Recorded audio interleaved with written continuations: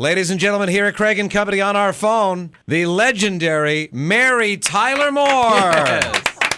That always cracks me up when I hear something like that, and then I am reminded of what my then 3-year-old nephew said to me one day.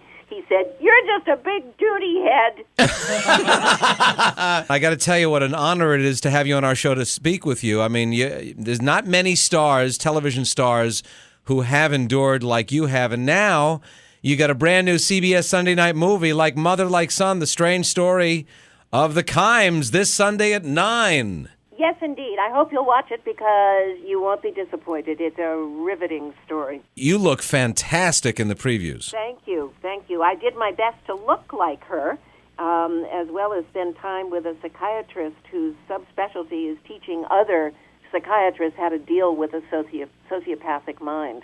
First time I read about them was in Vanity Fair. I'm sure you saw the piece. Yes, I did, yeah. It was a very good piece. And, of course, this bizarre crime spree ends with the disappearance of Irene Silverman, and you picked the perfect person to play her, too. Wasn't that a great choice? It was not mine. It was theirs. But, boy, did I benefit from her presence. And that is, of course, Jean Stapleton. Yeah, she was just wonderful. I made her laugh, too. I sent her welcoming flowers with a note that said, "Dear Jean, let me apologize in advance for what I'm about to do to you."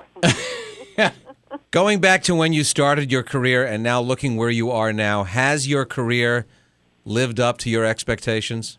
I don't know if a career ever lives up to anyone's expectations or if one ever feels disappointed. Life is what it is, and I've been very happy with the wonderful things I've been able to do as an actress, and expect to be doing more and more and more. You also have been a crusader for diabetes, of course, and right now you have a foot problem, and that can be a tough situation. How are you doing? I'm doing fine. I stepped on something. I stupidly went around barefoot and stepped on something, and because diabetics of long term have trouble feeling things in their feet, right. I didn't realize that I had a problem, so it became infected. And now I'm told I have to take it easy for a few more weeks until it gets a chance to heal. But this is why I do work so hard for the Juvenile Diabetes Research Foundation in trying to find the cure for this disease, because that's just one of many, many things that follow diabetics all their lives. I read somewhere where there was a little article about you, and they said somewhere, any time in the world, either the Dick Van Dyke Show is playing or the Mary Tyler Moore Show is playing. A public service announcement for JDRF. Right. I mean, at any given time in the world, you're somewhere on television. That's got to be pretty heady when you think about it. Well, yeah, I would say so. I haven't documented that, so I'll just take your word for it. What haven't you done in TV or otherwise that you still want to do? I'd like to have a whack at Chekhov. Really? Yes, I really would. I was about to start a play that involves the portrayal of an actress in a Chekhov play, and I had to bow out of that because of this foot problem. I'm hopeful that will stay alive for me, and I can do it when I'm better.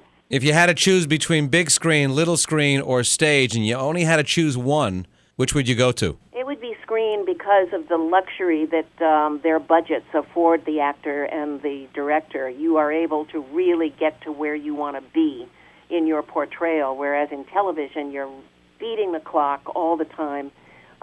Stage is wonderful fun for me when it's over, and I can look back on it. But it's very difficult to work up the adrenaline for that performance 8 times a week. How's our friend Valerie Harper doing? I have no idea. You haven't spoken to her? No, I haven't talked to her in a long time. In looking at the previews for Sunday night, it occurs to me a lot of people are going to be shocked to see you as such a whacknut, if you'll pardon the phrase. Has that occurred to you? Yes, well, I guess what we have to do is remember that I'm an actress. I am not a personality. I'm not a celebrity who's known for one thing.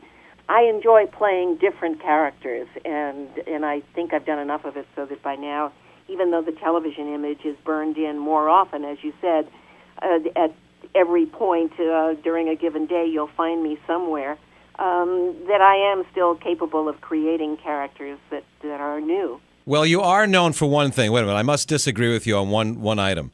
Nobody else in the world can say the way you say, "Oh, Rob." Well, you just did it, my dear. Mary, a delight having you on the show. And we'll all be watching Sunday night like mother, like son. Mary Tyler Moore, you're one of the greatest. Thank you very much. Thanks, Mary. Thank you. Bye.